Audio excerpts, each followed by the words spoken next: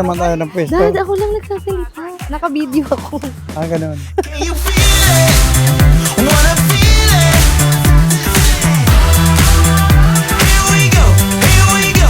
Can you feel it? Oh, now we live it. Here we go, let's go. Here we go, here we go. See you later, alligator. Here we go. Can you feel it? Wanna feel it? Here we go. Can you feel it? Oh, now we live it. Here we go. Let's go. Here we go. Here we go, let's go. Here we go. Here we go. Can you feel it?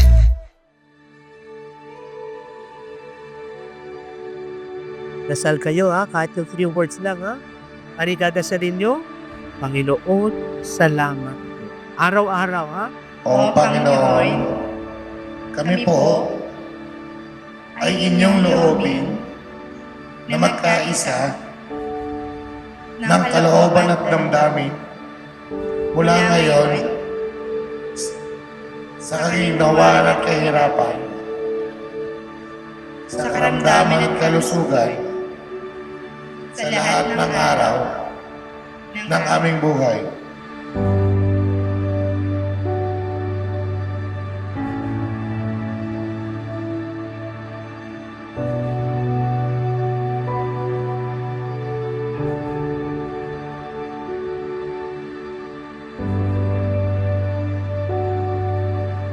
Love you, Mama, Papa. Salamat din sa lahat ng gabay. Hindi rin naman ako mapupunta sa ganitong sitwasyon kung di rin naman dahil sa inyo. Kayo rin naman ang nagbigay sa akin ng kung anong meron ako. Tsaka nag-guide lalo na sa akin, syempre, para maging mabuting tao. Thank you. Yeah, God.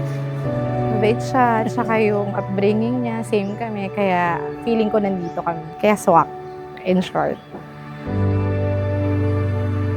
Bukal ba sa iyong loob ang iyong pagparito upang makaisang dibdib si Pinky na iyong pakamamahalin at paglilingkuran habang buhay? Opo, Father. Una, si Egnok. Kailangan dumating na yun. Di ba? So, yun ang hinihintay namin. Matagal na. Gagalingan ko.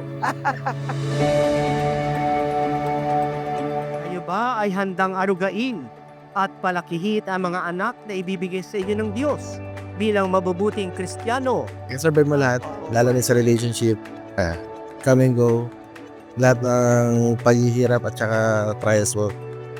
Masaya kami kasi natagpa mo na yung the one, at the final one. Thank you kasi maayos yung mommy for the longest time. And kay Papa kasi strict siyang Papa, di ba Dad?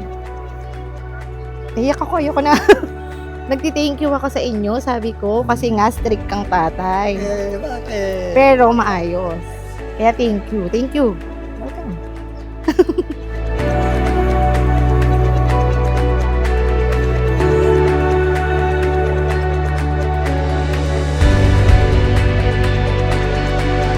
Pinky, bukal ba sa iyong loob ang iyong pagparito upang makaisang dibdib sinin ay iyong pakamamahalin at paglilingkuran habang buhay?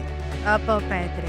Maraming salamat, pumayag ka dito sa araw na ito. Hindi ko naman din inaasahan na papayag ka.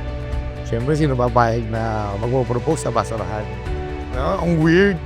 Kasi pagod na ako.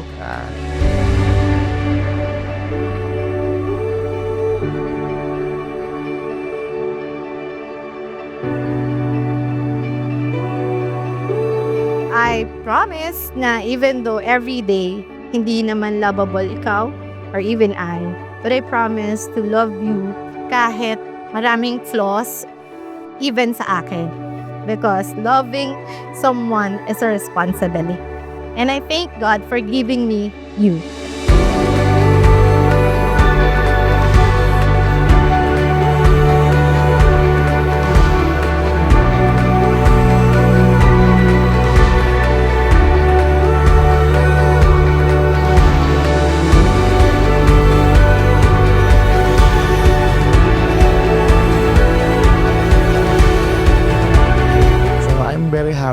magkasama tayo ngayon.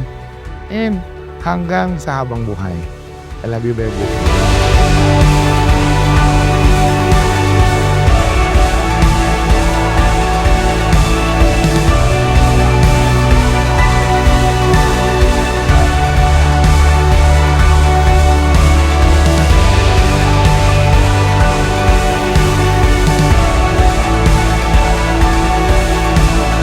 You may now kiss the bride. Congratulations!